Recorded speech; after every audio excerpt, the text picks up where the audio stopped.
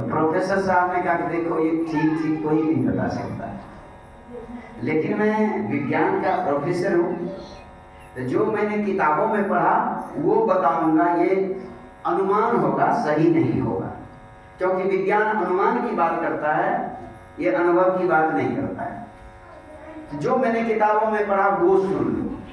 धरती पर से आकाश की दूरी कितनी होगी? तो सर ने बताया उस विद्यार्थी को, देखो लाइट की स्पीड 1 सेकेंड में 3 लाख किलोमीटर है। लाइट की स्पीड 1 सेकेंड में 3 लाख किलोमीटर है।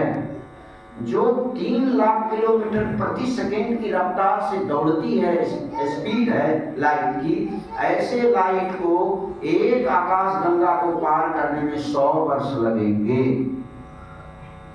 बुद्धि काम करती है क्या? फिर से दोहराता हूं, लाइट की स्पीड 1 सेकेंड में 3 लाख किलोमीटर है। ऐसे 3 लाख किलोमीटर प्रति सेकेंड की दर से दौड़ने वाली लाइट, उसको एक आकाश गंगा को पार करने में 100 वर्ष लगेगा। कैलकुलेटर फेल हो जाएगा, जोड़ दे रही है।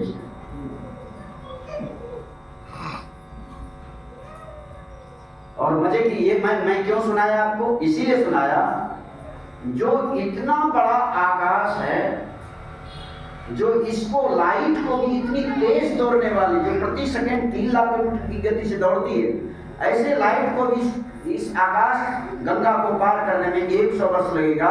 ऐसे आकाश को भी आकाश देने वाले कौन है? ऐसे आकाश को भी जगह देने वाले कौन? परमात्मा।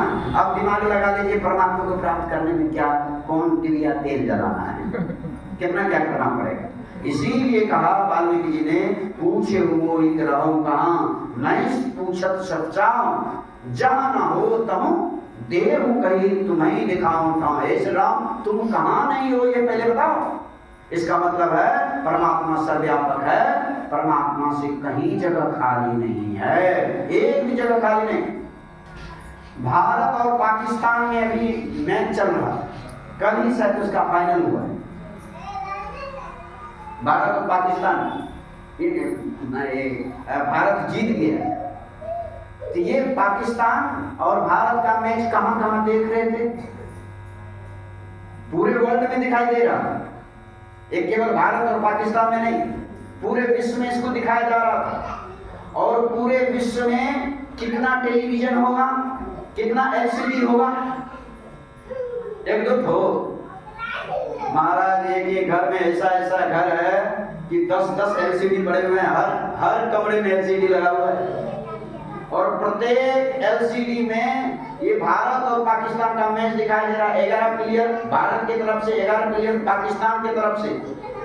ये एक हाथ का एलसीडी बना हुआ है, 1-1.5 हाथ का, 2 हाथ का एलसीडी है। उसमें भारत की तरफ से 11 प्लेयर खिलाड़ी दिखाई दे रहा है, पाकिस्तान की तरफ से 11 प्लेयर खिलाड़ी दिखाई दे रहा है।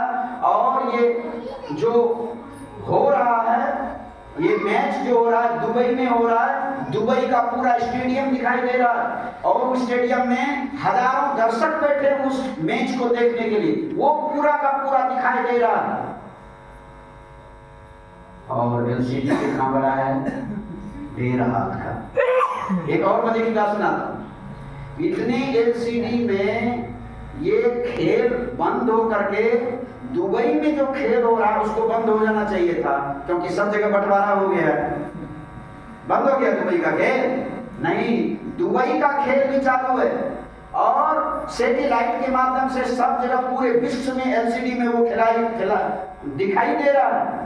ठीक उसी प्रकार परमात्मा सर्वव्यापक हैं, और परमात्मा सर्वव्यापकता के परे भी हैं। ये पूरे एलसीडी में मैच दिखाई दे रहा है, लेकिन मैच बंद होकर के एलसीडी में दुबई का स्टेडियम खाली नहीं हुआ है। उसी तरह परमात्मा सब जगह है, सब शरीरों में। तो परमात्मा खत्म हो गए सब शरीरों में भरकर? परमात्मा खत्म हो गए?